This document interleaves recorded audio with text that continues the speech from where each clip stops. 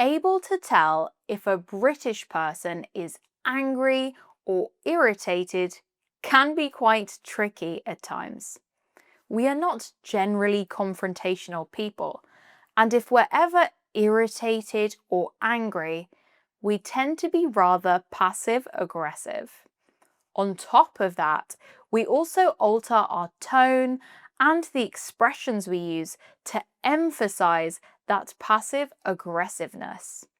If you're not a native or accustomed to British culture, the anger or irritation of a Brit can be difficult to detect. But guess what? In this video, I'll take you through the different expressions and behaviours Brits may use or display when they're angry or frustrated. This is such an interesting topic to me because when talking to some of my Italian friends, they often say, "Oh, you can definitely tell when an Italian person is angry. They're not passive-aggressive at all." It's fascinating how these behaviours vary so much across cultures. What about in your culture? Do people tend to be passive-aggressive or are they more direct? Let's see in the comments which country has the most surprising norms. All right, let's not waste any more time and let's find out what a Brit does or says when they're angry. To begin with, let's talk about changes in behaviour. So let's say you've been having a conversation with a Brit, and after a certain point, you begin to notice that the person you're talking to, let's call him Dave, starts being sarcastic and a bit stiff. But the sarcasm he's using is so dry and understated that on the surface, it almost sounds polite. Let me give you an example. The presentation you gave was a bit dull. Maybe next time you should let someone else help you out. Oh, cheers for that. Always nice to get such glowing feedback. Yes, Dave's a bit angry. But had Dave not been sarcastic in this situation, another sign of anger or irritation could have been a cold tone or going icy polite. This we will look at further in the next section. Now let's look at the example. The presentation you gave was a bit dull. Maybe next time you should let someone else help you out. Right. Thanks for that. In this case, Dave's reply was quite cold. Not at all the sort of reply he would have given had he not been angry. Let's look at some more physical changes that signal that a Brit is angry or irritated. Let's start with the tight smile. It's the kind of smile that doesn't quite reach the eyes, and it can be a hint of irritation. Next, we have raised eyebrows or pursed lips. It's a textbook example of British restraint when someone's angry. I can still picture it on my teachers' faces back in school. Finally, we have overly deliberate movements, like setting down a cup of tea just a bit too firmly, or folding a newspaper with exaggerated precision. Now, let's move on to verbal cues. So things a Brit would say in a conversation when they're angry. Category number 1, polite but cutting remarks. This is a classic British manoeuvre, a phrase that sounds perfectly polite, but underneath it is a very clear, "I think you're talking nonsense and I'm not amused." To start off with, we have with respect.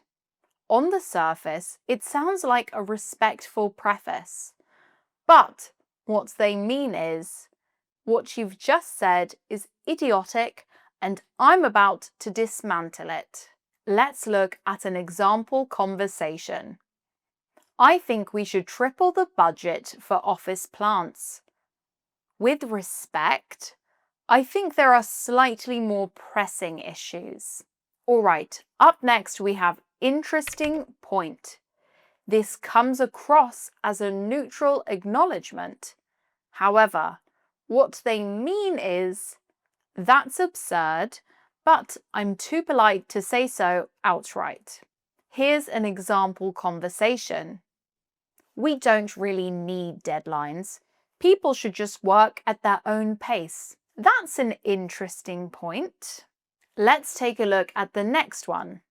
That's certainly one way of looking at it. Now, this one sounds like a diplomatic concession, but what they're thinking is, it's the wrong way of looking at it, and I'm irritated you even brought it up. Here's how this could play out in a chat. I think socks and sandals are a bold fashion statement. That's certainly one way of looking at it. Okay, next we have I see. Whilst it sounds like they completely understand your point, what they actually mean is, I'm done with this conversation and I think you're a fool. Here's an exchange using this one. I told the boss you were late again. I see. Let's continue with another one. Brave suggestion. While this one might seem like they admire your confidence, the real message here is, that is an utterly foolish idea. Let's take a look at an example conversation. We could always scrap the IT system and go back to paper files. That's a brave suggestion. Category number 2, excessive politeness. The more formal and courteous a Brit suddenly becomes, the more likely they're seething inside. Let's have a look at some telltale signs. The first sign is overuse of titles or surnames. For example, thank you, Mr. Davies, for your input. The next sign is hyper-formal phrasing. For example, I shall bear that in mind, instead of, yeah, sure. The final sign is politeness stripped of warmth. For example, I appreciate your feedback. As you can probably hear, the words seemed polite, but they were delivered coldly. On paper, this is all impeccable politeness. In practice, it's a warning shot. They're offended, but they're containing it. Category number 3, tone shifts. Sometimes it's not the words, but how they're said that signals anger. Brits are masters of shifting tone subtly to convey displeasure without needing to say, I'm angry. Let's look at some different types. First up, we have the clipped tone. This is when sentences become shorter and sharper. For example, before anger, a person might say, I see what you mean, yes, though I think there's another angle. But after anger, they would say, yes, fine, understood. The next one is the flat tone. This is when the person's voice drops all warmth, becomes level, and almost monotone. For example, that's fine. Translation, it is absolutely not fine. The final one is the overly controlled tone. This is when every word is enunciated, as though keeping emotions on a tight leash. For example, I am perfectly aware of the deadline, thank you. No shouting, no dramatic outburst, but the shift in tone is enough to signal serious irritation. There you have it. Now you have all the tools to spot when a British person is angry or irritated. But what should you do once you've noticed it?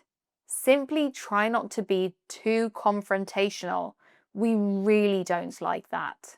Keep your tone calm, give it a bit of space, and approach the situation politely and patiently. Sometimes just acknowledging what's happened without pushing back is enough to help things cool down.